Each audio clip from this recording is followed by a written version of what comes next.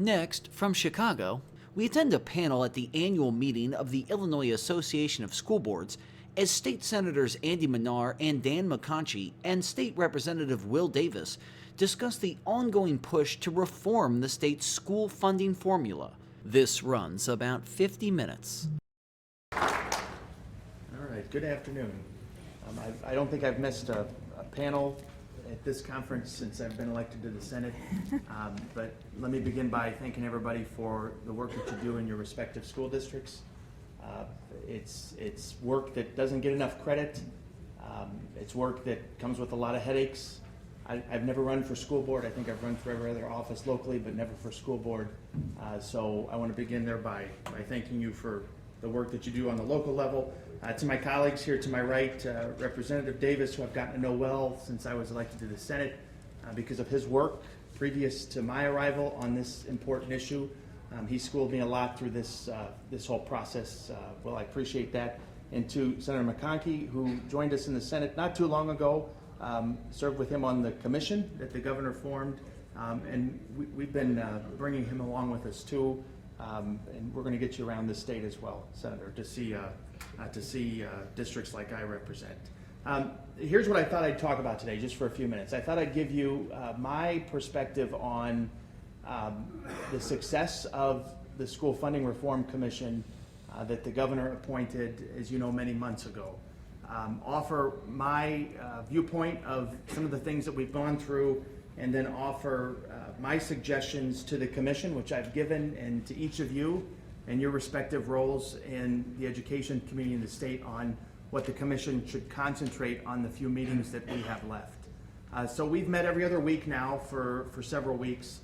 Our charge, as you probably know, is to produce a bill by February 1st of 2017, which I believe we will.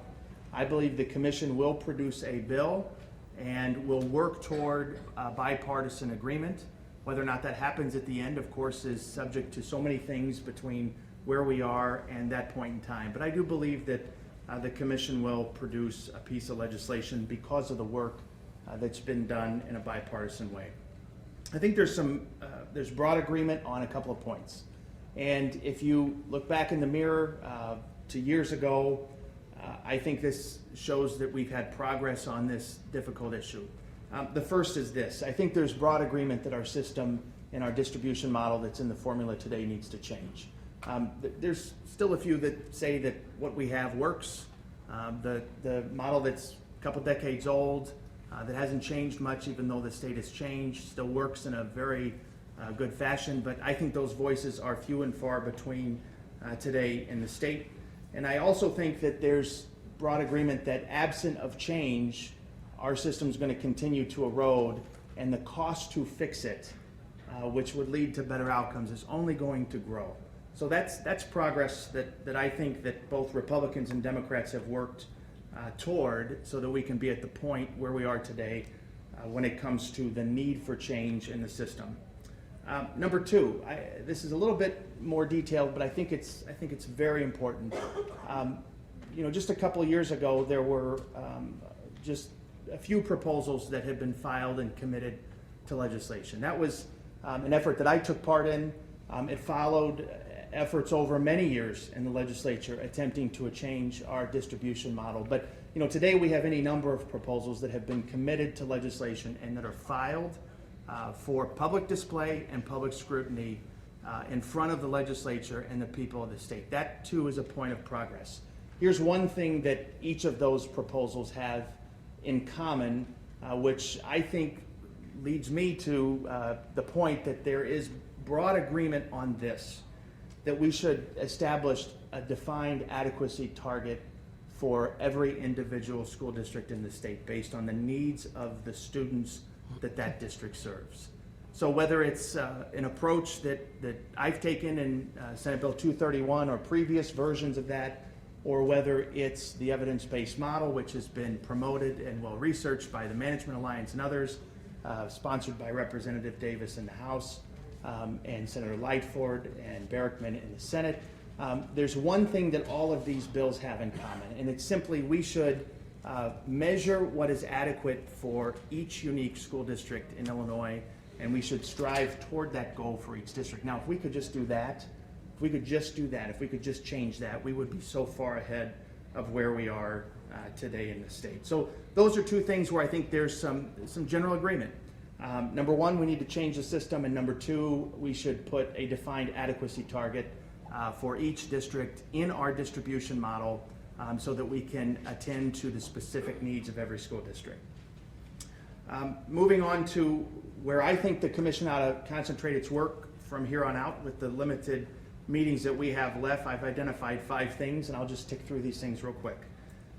Number one, I think we need to focus our conversations on equity, understanding that there's all kinds of things that go along with that conversation, but we should stick to the core purpose of the commission as outlined by the governor, which is how do we achieve greater equity among public school districts in the state, and correspondingly, what happens if the model that we produce or suggest as a commission isn't fully funded?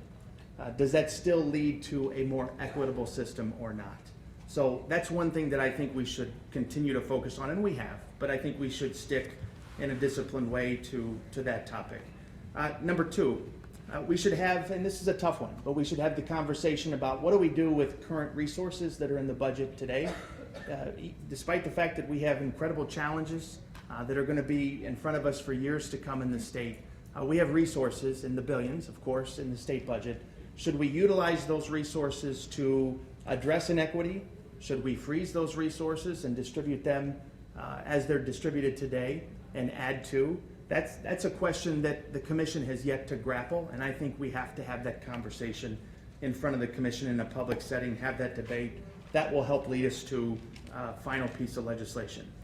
Number three, which I think is vitally important, the commission should focus its work on transitioning to a new system.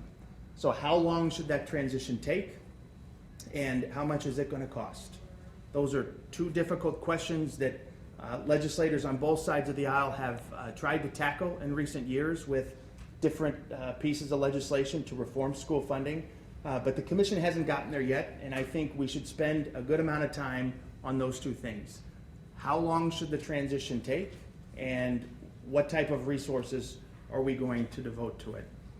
Number 4 and 5 have come to me I look out in the room, and I'm not going to put anybody on the spot, but these things have come to me from some individuals in this room and from administrators across the state and their legislators that have come to me over time.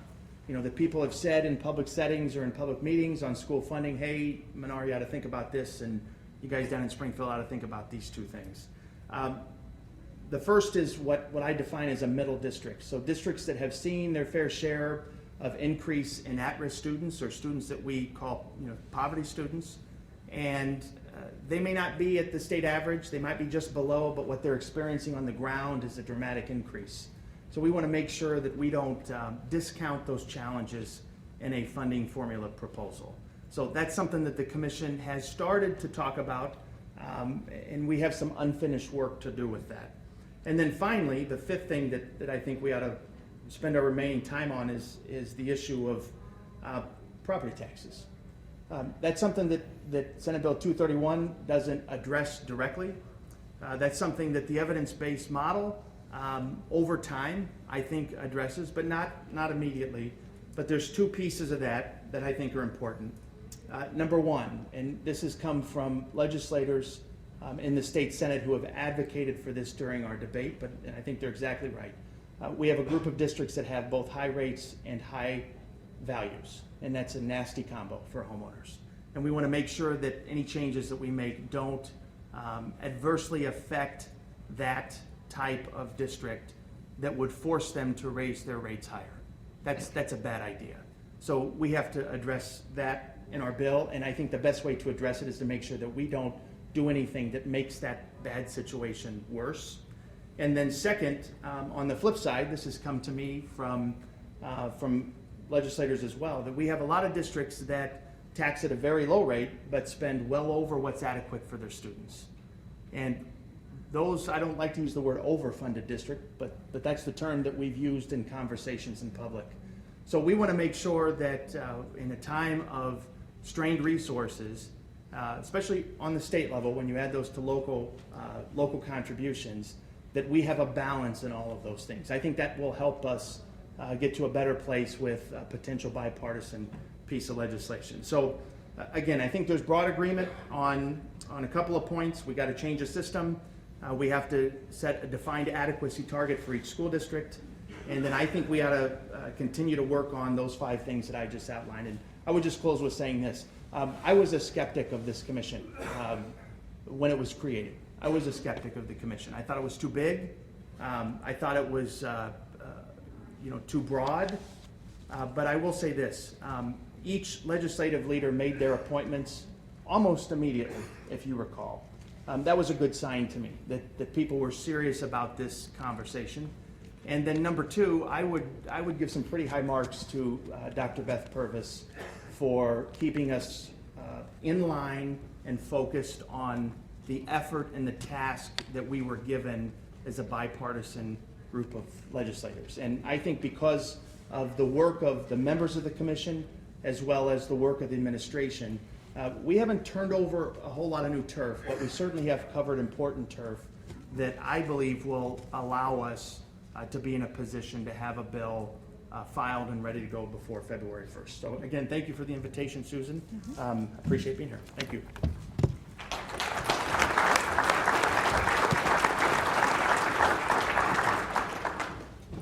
Thank you, Senator. So next we are going to hear from State Senator Dan McConchie. He's a Republican from the 26th Senate District.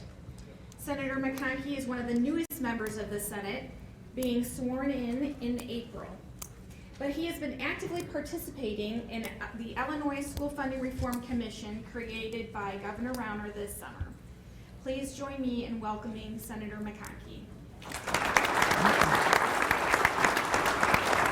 Well, thank you very much for coming out and joining this panel today. Thank you to Senator Manar for the kind words and the introduction that he gave. I just want to commend Senator Manar for his hard work that he has done over the past months and years, actually, to address this real problem that we have in the state. Some issues that we have, as you well know, that we have kids across the state that suffer from a subpar education because they live on the wrong side of a certain boundary line. Their zip code is one that has very low property wealth, and so there's not able to be the resources necessary in order to educate those children. My district is in the northwest suburbs, and in most of my area, we do not have that problem. We have very high property wealth and are subsequently able to fund the vast majority of our school districts at a very high level. But I fully recognize that we suffer as a state when any child gets into a circumstance in which they fall behind as they're trying to go through the schooling process, miss out on opportunities that then close doors for them to be able to become productive citizens down the road.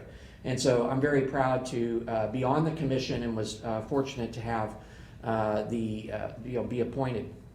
Being somewhat new to school funding issues, I have learned a lot over the last few weeks and months. And I think Senator Manar gave a great overview in regards to where we're at.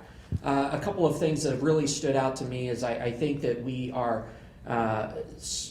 it looks like there's going to be probably some pretty broad consensus on identifying what is adequacy, this issue that Senator Manar brought up.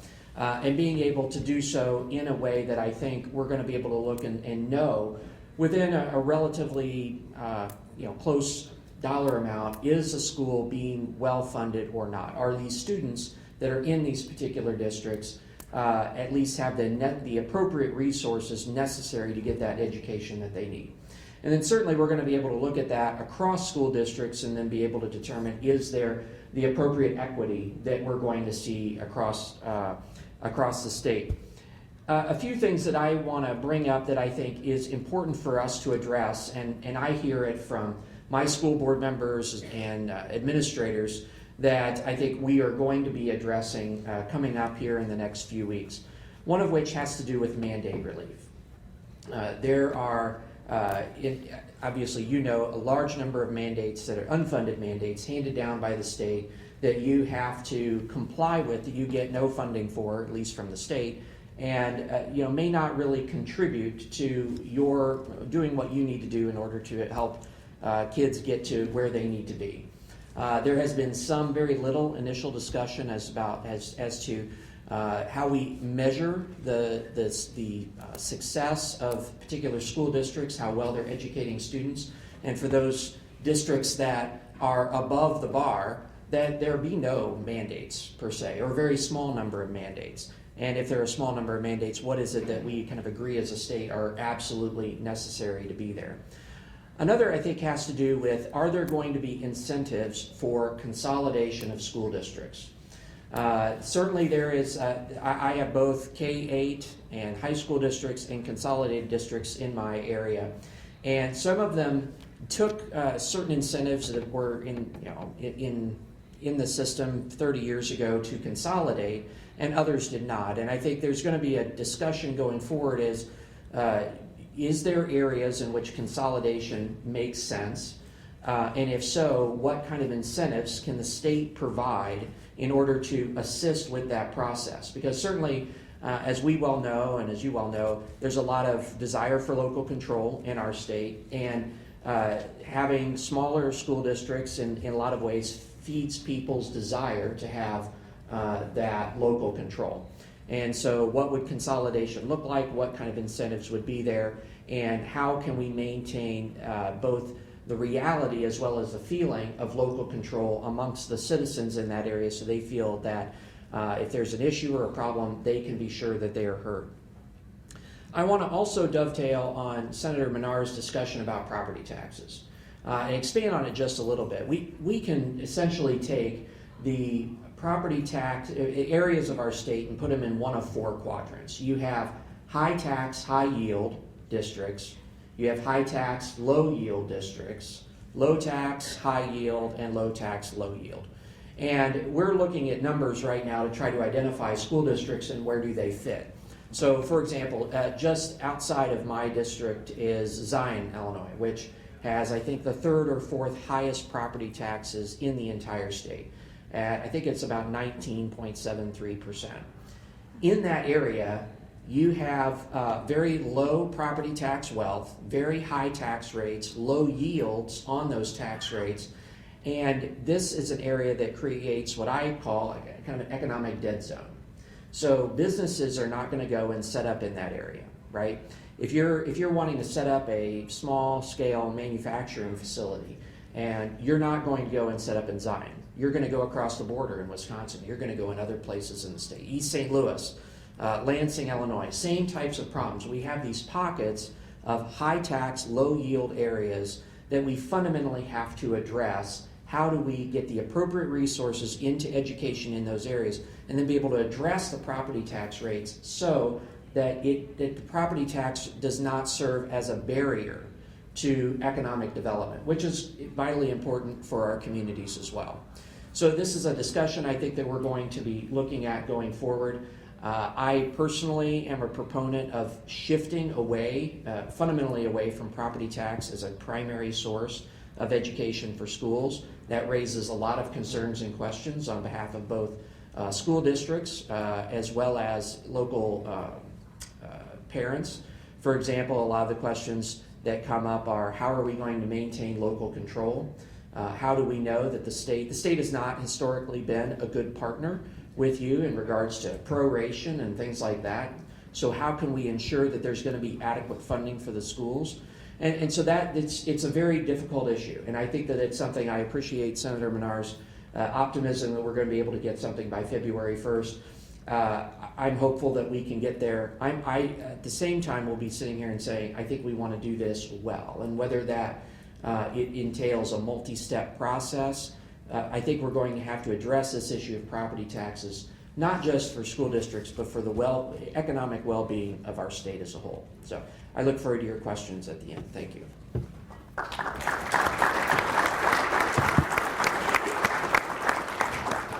Thank you, Senator. Finally, we are going to hear from State Representative Will Davis. He's a Democrat from the 30th House District. Representative Davis has served in the House since 2003 and is the chairman of the House Elementary and Secondary Education Appropriations Committee. Please join me in welcoming Representative Davis.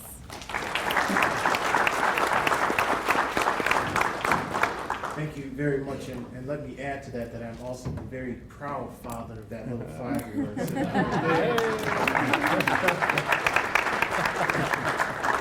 So, and it's kind of self-serving, but when I do what I do, particularly on behalf of education, that's what I think about right there, because at some point in the very near future, she will be entering the education system that I'm trying to create and lead for her.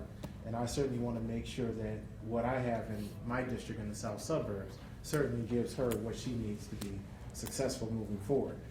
I am pleased and honored to be here today with my colleagues from the Senate. Again, I am Will Davis. I'm representative of the 30th District, which is completely housed in the south suburbs. And as I sat and I listened to both of the senators talk, I thought about kind of where I fit in this continuum, where Senator McConchie has kind of, he talked about, wealthier communities, if you will, in his area. Senator Manar is downstate, which has probably some mixture of low, not high income necessarily, but medium income, middle class families. My district in the south suburbs kind of is a mixture of some of both, where I have communities like Robbins, Illinois, which is deemed to be one of the poorest communities in the state of Illinois. I've got communities like Harvey, Illinois, which has some of the highest tax rates that exist in the state of Illinois. But I also have communities like Homewood, which is a medium to high income community, very, very nice community, great schools, and Flossmoor, again, high income communities as well. So I kind of have a mixture, I think, of some of both that exists in the state of Illinois. So to some degree, I think, however, what we're talking about fares in districts like mine, so goes the rest of the state to some degree. I am proud to be a part of the Education Funding Commission, serving as the Appropriations Chair in the House. Certainly was natural that I be a part of it, but what's been really great about it is that it's really given us an opportunity to kind of take a couple of steps back. Even before I got to the General Assembly 14 years ago, there were always these conversations about education funding reform, making sure that the state upholds its burden, if you will, in terms of resources to local districts.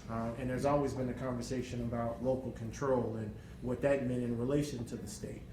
There's always been conversations about trying to figure out how to change it.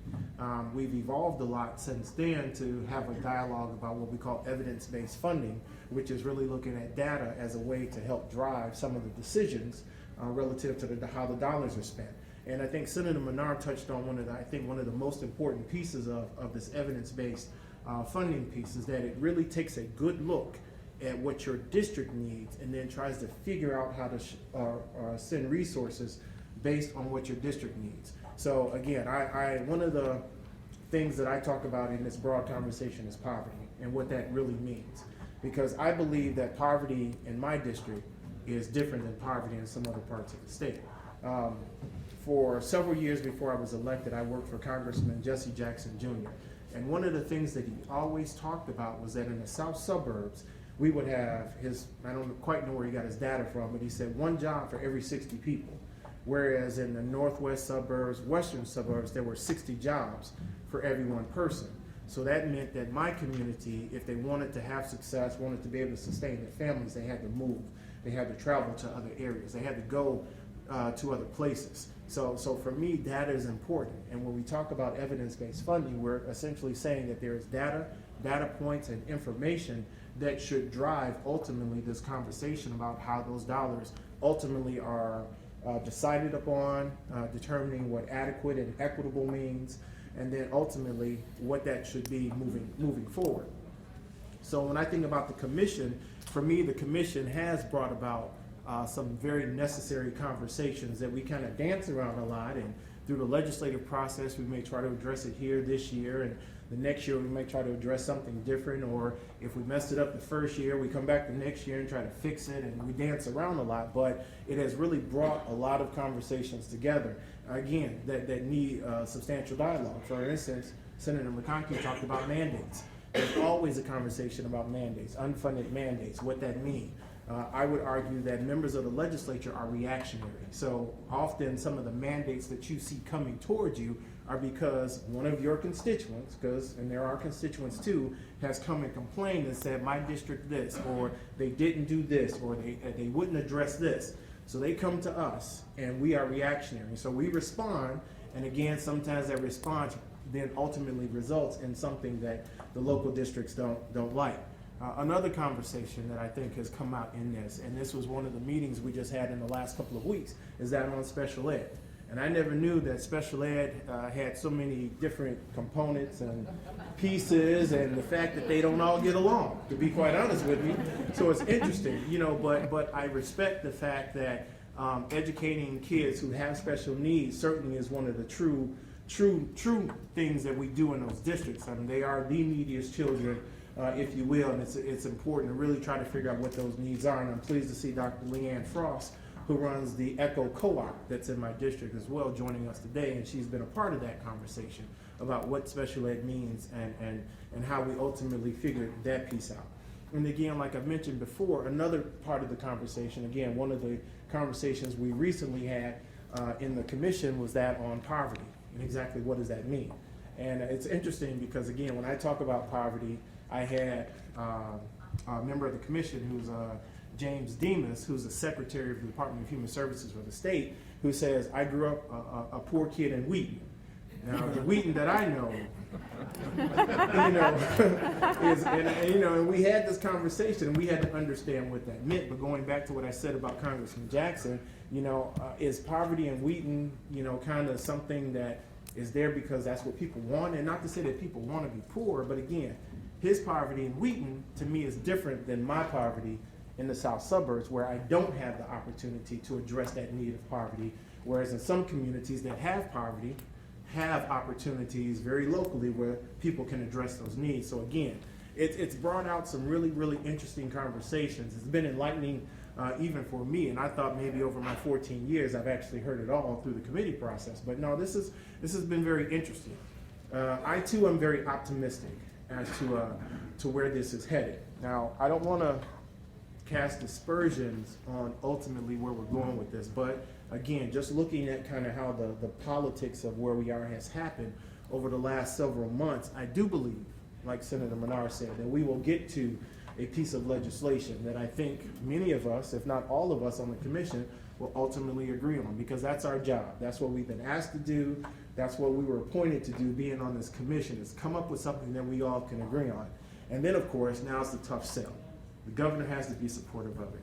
Mike Madigan, James Culligan, Jim Durkin, Christine Redonio, they all have to now be able to wrap their mind around this and then see where we go from there. And I think that's where we're going to have the trouble, is at that level. Because, again, just being honest with all of you in the room, that's where we have seen some of the challenges. It's not necessarily amongst us as members.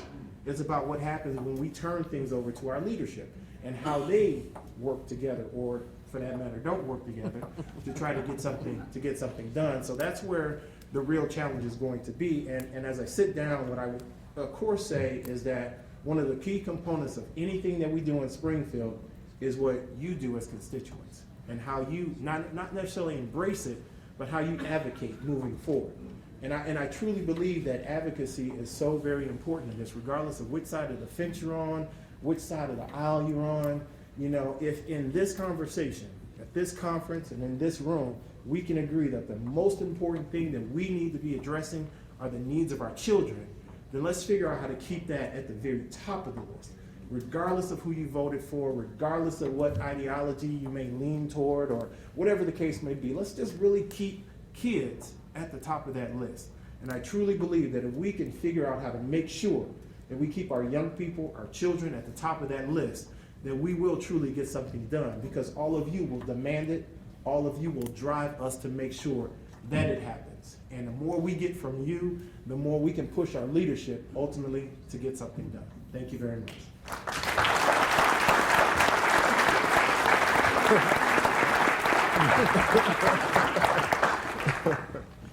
I think John approved of my remarks. Well, I appreciate Representative Davis saying that, because one thing we as lobbyists always try to impress upon you all is how extremely important it is to connect with your legislators. Make sure that you are talking to them in the good times and not just the bad, and make sure you are showing them the wonderful things you're doing in their districts, because we as lobbyists can always go talk to the legislators, but when it comes from you, it's so much more impactful. So please always keep that in mind. So now we'd like to move into our question and answer time. If you have a question, please make your way to the microphone. And this is a time for questions only, please. If you have an opinion you'd like to share, that's best saved for after the panel. So please go ahead and make your way to the microphone. And just to turn it on whenever you're ready to talk. Ma'am, go ahead. Okay, so my question is around, you mentioned it's unclear exactly if, the way the current funding is going, if that would be frozen and then added on to, or if it would have to be a reallocation of what's already there. And so, obviously, if it's more money being pumped into education in Illinois, I think there's only going to be so many people who are really going to be upset about that. And so if those neediest districts can get what they need, but if it ends up being a reallocation of the money that's already in the pot, you used a term that I found a little strange when you said a district that's overfunded, and if the state ends up taking money away from a district that you guys deem is overfunded, my question would be, and I don't mean this to sound snotty, but who are you to tell us that we're overfunded when as a community we've made a commitment to use that money to provide things for our children? And so while if there was more money and we could do this with more money, that's great, but the way the state's going, it doesn't seem like that's really gonna happen. And so how do you reconcile having there be some losers in this plan? We have losers every year, despite the fact we spent $1 billion more in the last 3 years. So our current model is redistribution every year of existing resources and over the past several years, new resources, but we still have the least equitable system in the country. So, that's just a fact.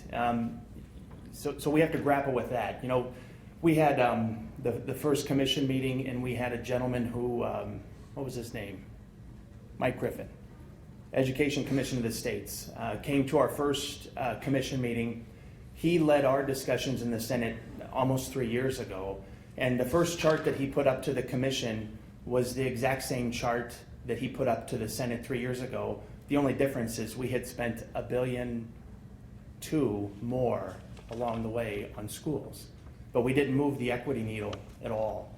So the conversation we have to have is tough, as evidenced by your question, but what we can't have is a system that gobbles up additional resources, especially given the budget scenario that we have in the state today, that doesn't get those resources to the districts that need them the most. That's the system we have today. So we have to balance those things out. And that was crystal clear to me when Mr. Griffith showed up for our first commission hearing, used the same chart. Inequity by every measure was either the same or worse, and we had spent well over $1 billion more in the last 3 years. And the argument is not much of that got to the districts that are the least adequately funded in the state.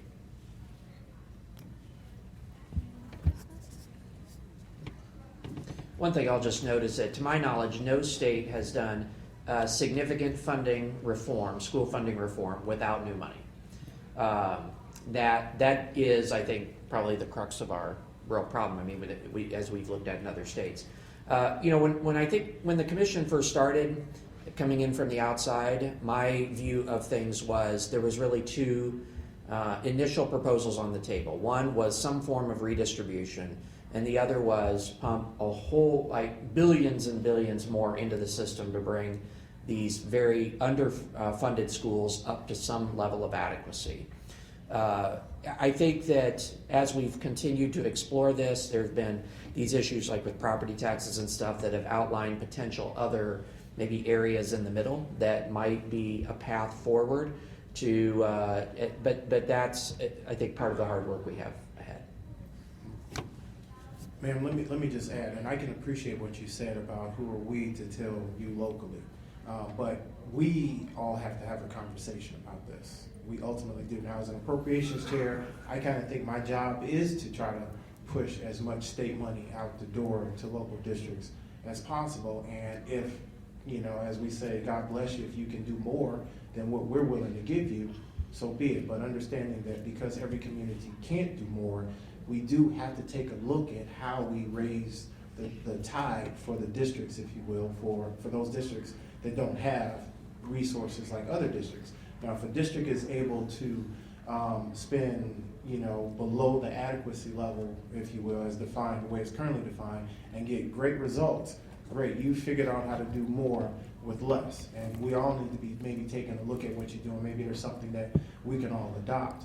But again, for me, I'm just looking at trying to see where we can add additional resources, but it can't be just, okay, let us do whatever we want to do without you saying anything about it, but yes, give us more state money. I mean, that's what I'm saying. Just to be clear, I'm not advocating at all that the district, like that districts that don't need it would get more, not at all. I totally understand that. Just the idea that some might actually have money taken away, that was the only point. Well, and again, I think to what Senator Manar said, I mean, we have losers all the time. And that's always been the problem with this conversation, because the moment a district says, I lose, and they tell that to their state rep or their state senator, then all bets are off. So again, it's just we have to figure out a different way to kind of get off that kind of conversation. Because again, I trust that if your job, even though you have a district to represent, a school district that's yours, I've just got to believe that it's somewhere everybody's prime objective is to see all children succeed. And if that means sharing some resources, I'd rather look at it that way than it becoming a winners and losers conversation. Because the moment it happens, then we get challenged in Springfield, because now and I don't necessarily want to make this a political discussion, but that's when we start looking at our next re-election. Okay, I made a decision that people aren't going to like. Am I going to get reelected again? And it shouldn't be about that. It really should be about just trying to keep young people at the top of the list and doing everything possible across the board to make sure that children receive what they need. Sir. Hi, two things. Number one, if we could just get, well, we're supposed to get 100% funding this year. For a district that was devastated by the prorating, I mean, we're cut to minimums. If we at least knew we were going to get that guaranteed for a couple of years, I mean, not that we don't want more, but when it comes time to do your budget for next year, we're not guessing and going, well, should we lay off all the TAs again this year in case they decide to withhold something or whatever? We're trying to run our districts, and it's not, it'd be nice to have a little idea that this, you're going to at least get this much every year. Number two, for Mr. Davis especially, when you mentioned that about special ed, I don't know that legislators, because I've talked to several that don't understand that we have our budget set for this year, and we're going to be $500,000 in the hole. Luckily, we've got some working cash money left. If a family moves into our district, and God forbid they have children with all kinds of problems, and we got to send them to a special school in Springfield or St. Louis, we have to come up with that money that we don't have in the budget. So you got to find it somewhere. If there was a pool of money for special ed circumstances like that, I think that would help a lot of districts, the ones that don't have, you know, extra money laying around, because we're responsible for educating those kids or housing them or whatever we have to do. But unless you've got some extra funds around, you're stuck. Well, again, as I'm learning more and more, again, for children with special need, I think there are reimbursements in place. Now, maybe the reimbursement isn't where it needs to be, but again, that would imply that you're not footing the bill 100%, but maybe you are still footing some of that or most of that bill, you know, but those are areas that we, again, are trying to figure out our way through that under this conversation. So I'm not disagreeing with you at all, but that's, again, one of the great things about this dialogue is that it's just bringing out a lot of conversations and really forcing us to kind of meet it head on about how we figure out how to address a myriad of those needs. Certainly. Please state your name and your district so our legislators have a little bit of an idea where you're from. I apologize, I should have said that before. Go ahead, sir. I was hoping I would get away without saying that. Can't be anonymous here. Quick statement first and then a question. My name is Mark Rising, Indian Prairie School District 204. The first, just a quick statement, thank you for the stopgap budget. It'd be nice if we could get our payment from last year, our last payment and our first payment from this year, I'm just saying, because, you know, we're missing about $9 million. The question I have for you is, I respect, you know, Representative Senator Davis and Senator Manar and Senator McConchie talking about the adequacy part. It's good to hear that. It also is obvious that's going to take a while to get to the adequacy part, of course. Regarding the equity part, my district is the largest foundation district and took the biggest hit under Senate Bill 1 or Senate Bill 231 of about $10 million a year. We cannot afford that. Our district would essentially be hemorrhaging when we've had to make significant cuts, and we will receive 15% of our funding from the state. If a district is spending less than the state average and doing the best they can financially, I would like to see, especially if you can't get the adequacy part first, I would like to beg you to please have the hold harmless be permanent part of the bill, if they're meeting certain requirements, so we're not getting punished, especially, you know, spending lower than the state average. Because as a district in a Collar County, we're losing teachers because we can't pay them that much money because we're getting less and less from the state. As far as districts getting less and less from the state, yes, that's based on attendance. And yes, districts should not be receiving the same, in my opinion, the same amount of money if they're losing 1,000 to 2,000 students per year. They should receive less money. Well, my question is, are you leaning, will you please guarantee that hold harmless as part of the bill in February? So I mentioned that in my remarks about transition time and cost. Obviously, a hold harmless would be that's the cost, right? Is how quickly do you ramp up or ramp down? You know, I guess depending on how you want to describe it. So that's the cost to any change in any system. You know what Senate Bill 231 accomplished when it passed the Senate were 3 backstops. Number one, no district would lose over a certain amount per student. I think it was $1,000. That was a very small number of, would benefit a very small number of districts in the state, some of the wealthiest. Number two, it was phased in over 4 years' time. And number three, it would say, to your point, any district that spends below their target adequacy level, not a state average, because that's not a good metric, because there's huge outliers. But any district that didn't spend to the adequacy target would be held harmless for, I believe it was 8 fiscal years.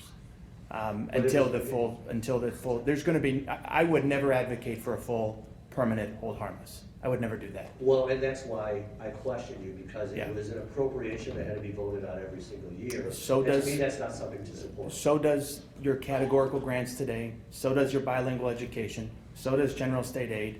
There's no continuing appropriation for anything. So every dollar that goes to public education in the state every fiscal year comes to a vote in both the House and the Senate. There's no guarantee for any of it. So what we tried to do in the bill was try to thread that needle of what's a good phase-in period with a reasonable cost attached, not for so much political purposes, but what makes sense. And I think to your last point, that makes incredible sense. If there's a school district that isn't spending at an adequate level for the students that they serve, their unique adequacy target, then the state shouldn't do anything to prevent or I guess to lower their state contribution. Now, put that up against the system we have today, where we have hundreds of school districts that are nowhere near their adequacy target. We've spent $1.3 billion more in the last 3 years, and those districts are spending less and less and less. They're getting further away from their adequacy target, and we've spent $1 billion more. And I don't disagree with you. Sir, actually, I want to get to some more questions, so do either of you, would you like to address them? Okay. Ma'am, go ahead. My name is Sally Davis. I'm from Community District 115, which is Lake Forest.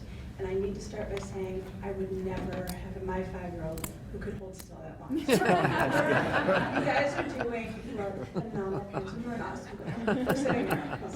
My kid would be off the walls.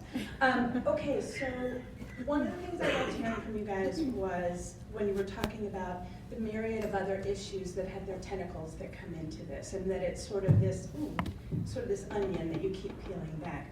I was surprised that Senator Manar, you did not mention pension funding reform as one of the ones that is also in the mix that needs to be addressed. So my real question for you, I think, is really going to Senator McConchie's point. No, I'm sorry. Representative Davis saying the legislation that comes, I am optimistic there will be legislation. My question is, without giving away where you're going, will it be comprehensive? Is the notion that it's just going to adopt whatever the determination of adequacy is, or is it really going to say, with respect to the bigger issues that you have touched on, which is where are we going to get the funding for this? What are we going to do about property taxes? What are we going to do about pension funding reform? What are we going to do about special ed? Are you envisioning at least proposing comprehensive legislation that would touch on what you think are the major factors that are going to affect education funding reform? Well, I would probably have to say, again, that it would be difficult for it not to, because those are conversations that we're having right now, particularly on the pension side. What is that going to look like?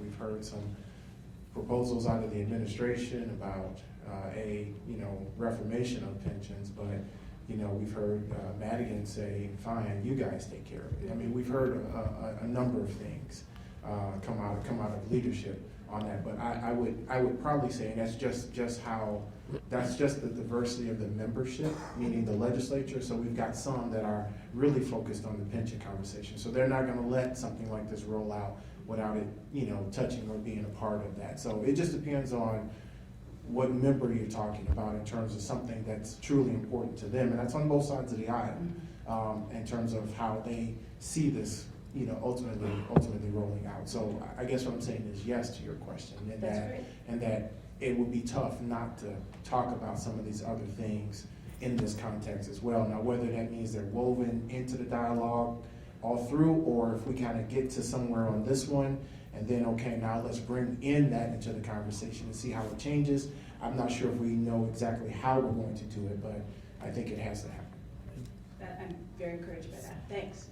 I don't know that there will be like one bill, for example. What I do think is that issues like pensions, issues like property tax, some of these other factors that are much larger, but obviously, as you were indicating, interconnected with school funding reform.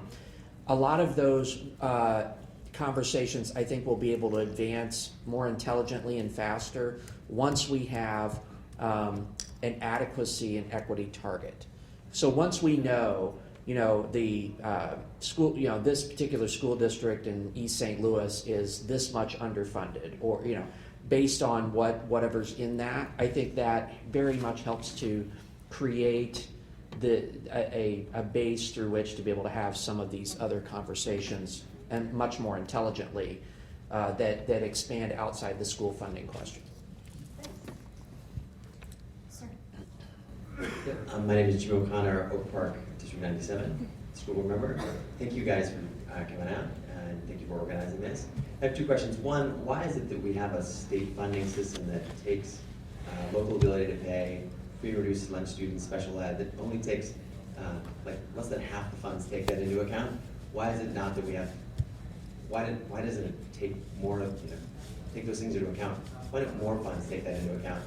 And then my second question is, as a school board member at Oak Park, I do really struggle with trying to get more money behind the kids who need it the most.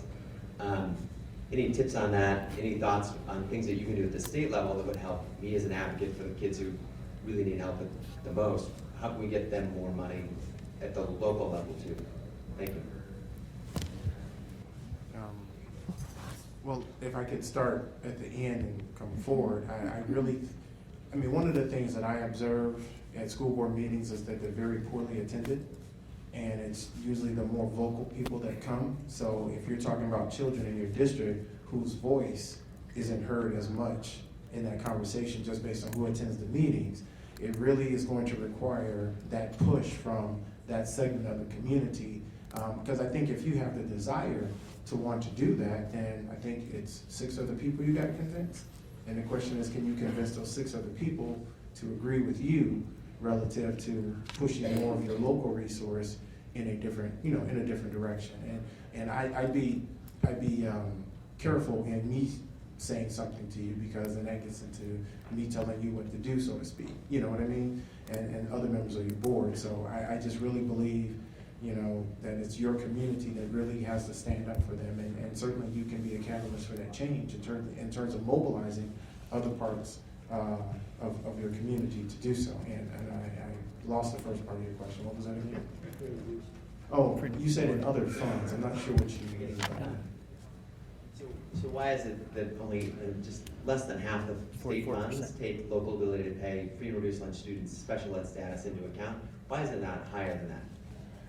Well, if you're talking about that being just part of the education conversation, well, there's the Department of Human Services side, where a lot of that data is derived that we use on the education side. So I think it does, those categories do permeate more of the discussion in the state, at the state level, than just on the education spending, if I think I'm answering what you're talking about. And it depends on what that member is interested in.